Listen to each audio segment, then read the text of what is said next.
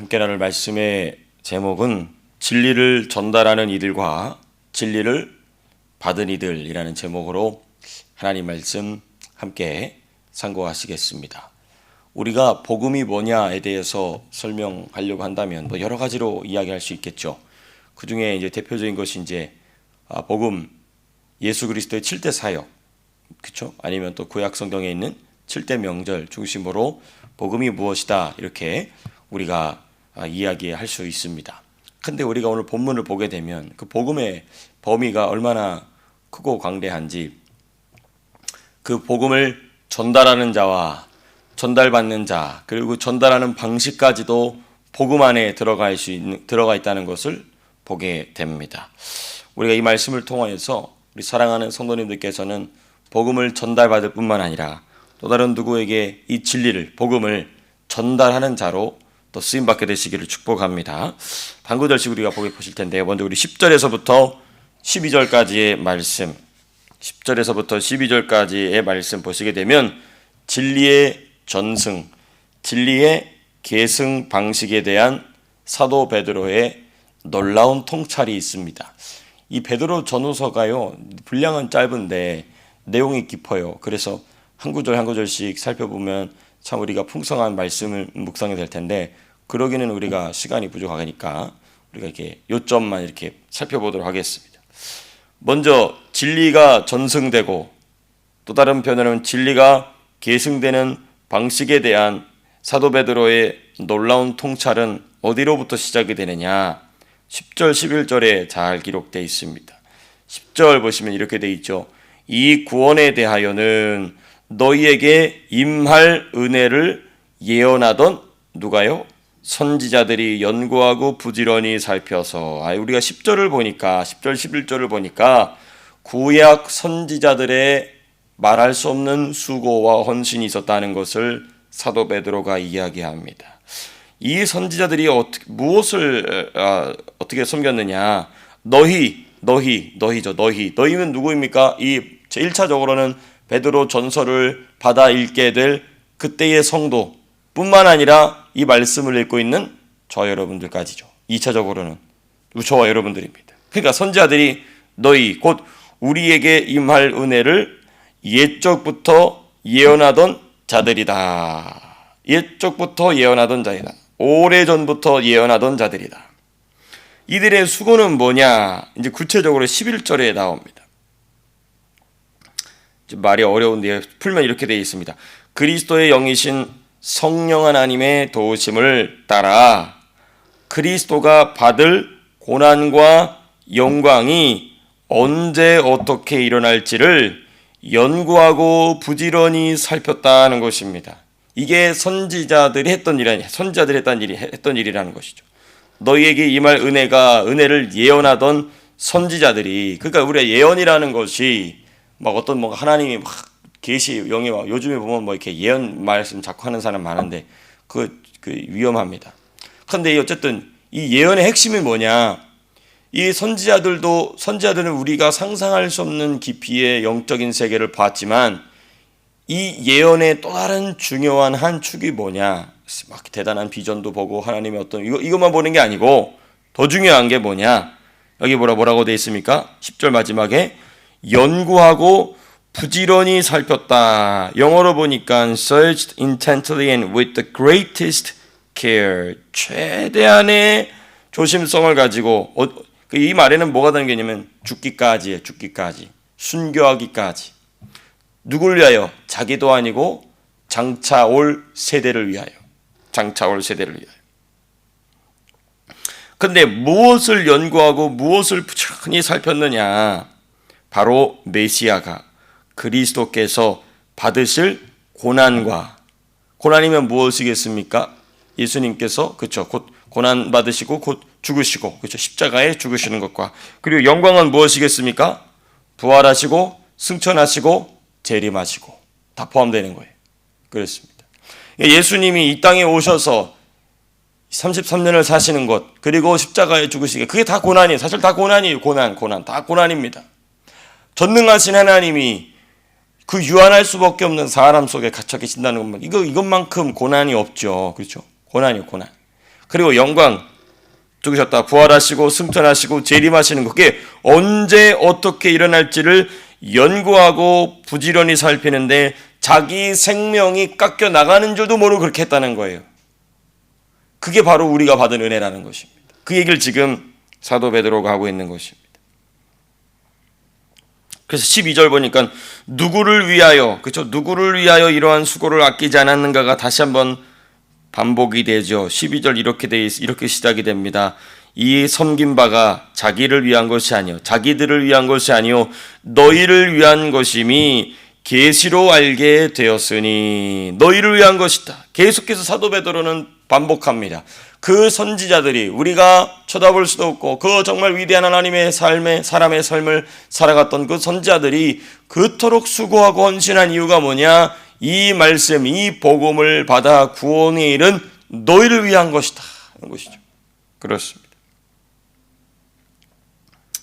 선지자들이 자신들의 생명을 아끼지 아니하고 수고하고 헌신한 이유는 자신들을 위함이 아닌 미래의 세대를 위한 것이었다는 것입니다. 저와 여러분들도 나를 위한 신앙 당연히 중요하겠죠. 근데 더 중요하게는 미래의 세대를 위한 헌신을 하게 되시기를 축복합니다. 그 영원히 남아요. 그렇죠. 선지자들 보십시오. 미래에 자기가 얼굴도 모르고 심지어 선지자들은 자기 민족이 아닌 이방 민족도 여호와께 돌아오리라는 것을 보고 그것이 언제 어떻게 일어날 것인가를 부지런히 연구하고 살폈다라고 이야기하고 있습니다. 그리고 그들이 했던 그 헌신은 성경의 기록에 남아서 영원히 칭찬받죠. 동일하게 우리 사랑하는 성도님들께서도 미래 세대를 위한 일을 하게 되시기를 축복합니다. 미래 세대는 뭔가 너무 스케일이 큰 거 아니야. 내 자녀부터, 그렇죠? 내가 만나는 사람들부터 그렇습니다. 이것이 계시로 말미암아 모든 민족에게 드러나게 되었다는 것이 12절 전반절에 있는 내용입니다. 자, 근데 우리 지금 어떤 맥락에서 이 말씀을 보고 있냐면 진리가 전승되고 계승된 방식에 대한 사도 베드로의 통찰을 살펴보고 있는데요. 그러면 이제 선지자들이 그렇게 전달해 줬으면 그걸 중간에서 또 전달해 주는 사람들이 있어야 되지 않겠습니까? 그 내용이 이제 12절 후반부에 나옵니다. 12절 뭐라고 되어 있습니까? 후반부에 계시로 알게 되었으니 이것은 하늘로부터 보내신 성령을 힘입어 복음 전하는 자들로 이제 너희에게 알린 것이요 천사들도 살펴보기를 원한다. 여기 중요합니다. 복음 전하는 자들이에요. 복음 전하는 자들. 근데 여기 이 복음 전하는 자들에게 누가 임하시냐면 하늘로부터 보내신 성령을 힘입어, 하늘로부터 아버지께로부터 보내신 받은 성령. 이거 누가 하신 말씀이죠? 예수님께서 하신 말씀이죠. 내가 너희와 함께 있는 것보다 내가 너희를 떠나는 것이 유익하다. 왜냐하면 아버지께서 보혜사를 보내줄 것인데, 그 내용입니다. 그 내용. 사도 베드로는 그러니까 이제 순교 직전에 이제는 노년에 이르렀음에도 불구하고 자신이 예수님과 동행하던 때 예수님이 하셨던 말씀을 기억하면서 그 말씀이 이거구나. 그리고 더 중요한 게 뭐냐?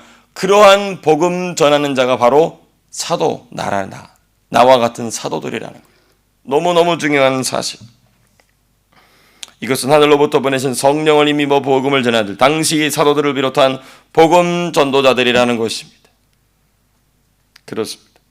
선지자들의 역할을 본인들이 계승했음을 사도들은 명확하게 알고 있었어요. 그래서 사도 바울도 뭐라고 얘기합니까? 교회의 터를 누가 세웠다고 누가 닦았다고 했냐면 선지자들과 사도들이 세웠다고 얘기해요. 너무너무 중요한 자기 사명 인식, 자기 정체성 인식인 것이죠.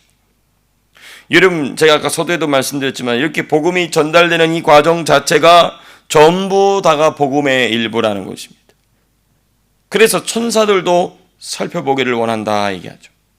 그 복음 자체가 놀라워서 천사들이 그 복음 자체를 들여다보기도 원하지만은 동시에 이것이 전달되는 과정 역시 천사들이 참 기이해야 한다는 것입니다.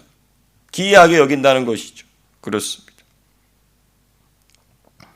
여러분, 그리고 이 복음 전하는 사도들의 사명이 그대로 끝난 것이 아니라 이것은 이제 현대에 와서 목사들에게, 또 목사들뿐만 아니라 이제는 모든 예수 믿는 자들에게 주어진 명령인 줄로 믿습니다. 주어진 특권인 줄로 믿습니다.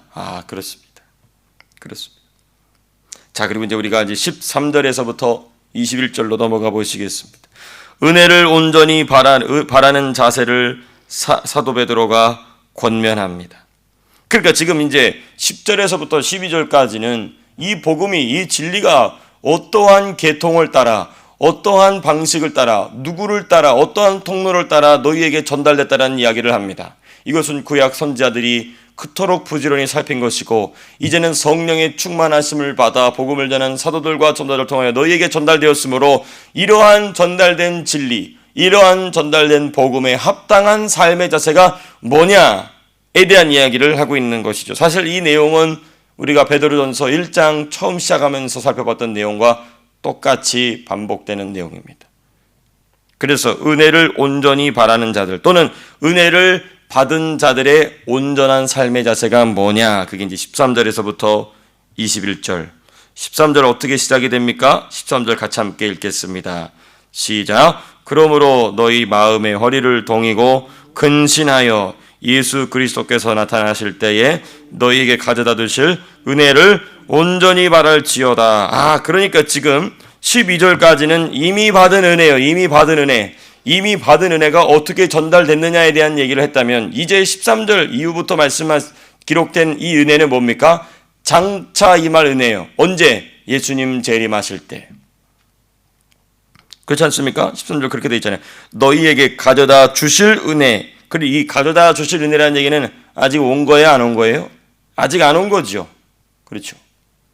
그러니까 12절까지는 지금 현재 너희가 누리고 받고 있는 그 은혜가 어떻게, 진리가 어떻게 전달됐느냐. 이제 13절부터는 이제 장차 올 은혜를 받기 위해서 성도가 가질 자세가 뭐냐. 여러분, 이 자세는 전달받은 복음 그 자체와 그것을 전달한 이들의 헌신, 그리고 복음을 받은 성도들 스스로를 위한 자세입니다. 특별히 13절이 말하는 것 같이 마음의 허리를 동임으로 가져야 할 자세. 마음의 허리를 동여라. 그 허리를 왜 동이냐면은, 이 고대 시대에는 특별히 이 로마 제국 내지는 이 이스라엘 사람들이 입던 옷은 로브라고 그러죠. 로브. 통옷이에요, 통옷. 그래서 허리를 동이지 않으면 어떻게 됩니까? 막 펄렁펄렁 하죠. 그래서 그렇게 되지 않기 위하여서, 이 마음이 그렇게 펄렁펄렁거리지 않기 위하여, 마음이 이렇게 갔다 저리 갔다 막 흔들리지 않기 위하여 마음의 허리를 동이라는 것입니다. 함부로 이리저리 움직이지 못하도록 마음의 허리를 동이라는 것입니다. 근데 이것은 또 동시에 미래의 부활의 모습이겠죠. 당연히. 왜냐하면 예수님께서 너희에게 가져두실 은혜를 온전히 바랄지어다. 미래에 무엇이겠습니까? 예수님 재림하실 때, 우리가 또는 주님 보좌 앞에 섰을 때에 갖게 될 부활의 모습. 그렇죠? 예. 그렇습니다.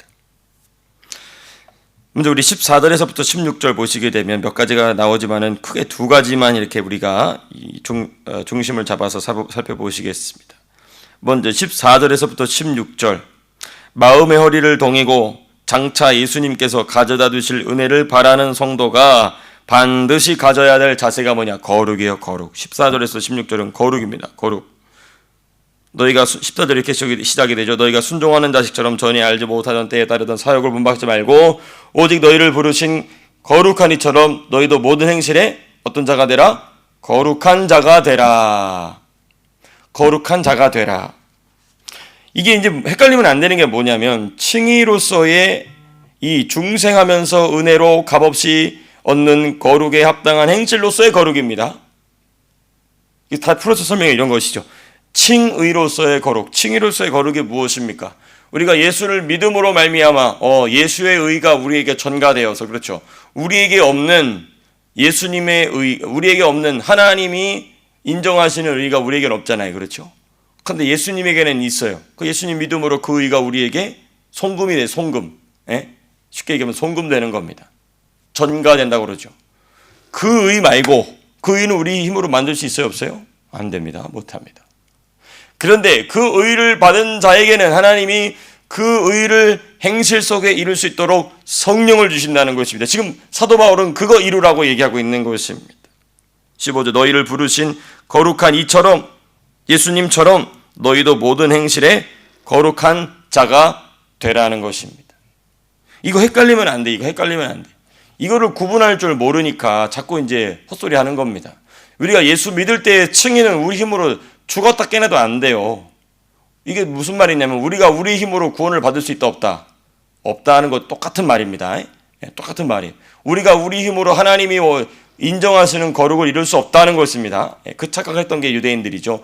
그런데 사도들이 계속 얘기하는 게 뭐냐? 너희가 그러한 거룩을 거저 받았느냐? 그러면 그 거룩에 합당한 거룩한 행실을 만들어내. 그건 니들 몫이다. 그건 너희의 몫이다. 왜? 하나님의 성령이 인치셨기 때문에 가능한 일이다 하는 것이죠. 그 성령과 더불어 가능하다는 것입니다. 그렇습니다. 그래서 칭의로의 거룩과 행위로서의 거룩을 혼돈해서는 안 된다. 그러니까 칭의로서의 거룩은 구원의 중요한 조건이지만 행위로서의 거룩은 뭐냐? 그렇게 구원받은 자들에게 마땅히 요구되는 책무라는 것이죠. 마땅히 요구되는 책무다. 그러니까 여러분 이 베드로전서가 깊어요. 그죠? 예. 그 다음 두 번째 자세. 예수님께서 미래에 장차 가져다 두실 은혜를 바랄 준비하는 자가 가져야 될 또 다른 중요한 자세가 뭐냐? 17절에서부터 21절까지인데요. 우리 17절 같이 한번 읽어보시겠습니다. 17절 읽겠습니다. 시작. 외모로 보시지 않고 각 사람의 행위대로 심판하시는 이를 너희가 아버지라 부른즉 너희가 나그네로 있을 때를 두려움으로 지내라. 그러니까 17절 전반부는 지금 16절까지, 그러니까 13절, 14절, 15절, 16절에 얘기했던 거룩에 대한 얘기를 잠깐 반복하고 17절에 새로운 주제가 나오는데 뭐냐? 너희가 어떤 모습으로 지내라? 나그네와 같은 모습으로 지내라는 것입니다. 아하. 그러니까 이제 같은 거를 이제 우리가 두 가지 방법으로 표현했다고 볼 수도 있겠죠. 16절에 15절에서는 모든 행실에 거룩한 자가 되라 했어요. 그렇죠? 그럼 모든 행실에 거룩한 자로 살아가는 자는 누구다? 나그네라는 거예요. 나그네. 언젠가는 자기 집으로 돌아가야 될 여행객이다, 여행객. 이 땅을 살아갈 때에 난 여행객이 아니고 여기 거주자야 라고 살지 말고, 난 여기 거주하는 거주인이야로 살지 말고 언젠가는 돌아간다. 어디로? 본향으로, 저편 천국으로, 더 나은 본향. 히브리서가 말하는 더 나은 본향. 아브라함이 봤던 그 하나님께서 예비하신 한 성을 자기의 본향 삼은 자와 같이 나그네로서, 여행자로서, 관광객으로서, 관광객, 그렇죠? 그렇게 지내라는 것입니다. 특별히 나그네로 살아가는 동안 두려움으로 지내라 이렇게 말씀하고 있어요. 두려움. 여기서 말하는 두려움은 공포가 아니죠. 공포가 아닌 경외입니다. 공경하고 동시에 두려워하는 것입니다. 여기서 말하는 공경은 사랑입니다. 하나님을 사랑하고 동시에 두려워하는 것이죠. 공포의 두려움이 아닙니다.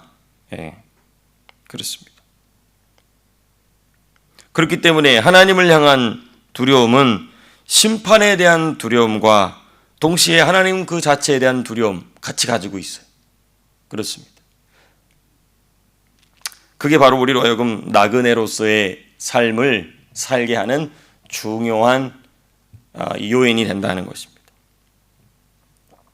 그리고 이제 18절, 19절 참 중요한 내용이 쭉 나오지만 어쨌든 이게 뭐냐? 나그네된 삶의 합당한 삶의 모습이 뭐냐? 나그네로 부르심 받은 성도의 합당한 삶의 근거가 뭐냐? 이게 쭉 나오는데 그건 이제 우리가 나중에 또 기회가 되면 자세하게 살펴보도록 하겠습니다. 말씀을 맺도록 하겠습니다. 진리를 전달하는 이들과 전달받은 이들, 우리가 이렇게 살펴봤고 이제 전달받은 이들이 마땅히 가져야 될 삶의 자세, 거룩과 나그네의 삶입니다. 무엇을 위하여? 장차 예수님이 우리에게 가져다 주실 은혜, 우리가 부활 때 갖게 될 부활의 모습, 그리고 그 부활의 모습으로 누리게 될 천년왕국과 영원천국. 그 지금 사도 베드로는 뭐라고 얘기하느냐? 너희에게 가져다 주실 은혜다라고 되어 있어요. 그러한 하나님께서, 예수님께서 주실 은혜를 오늘도 사모하시는 귀한 한 날 되시기를 우리 주 예수님의 이름으로 축복합니다. 자, 기도하고 마치겠습니다.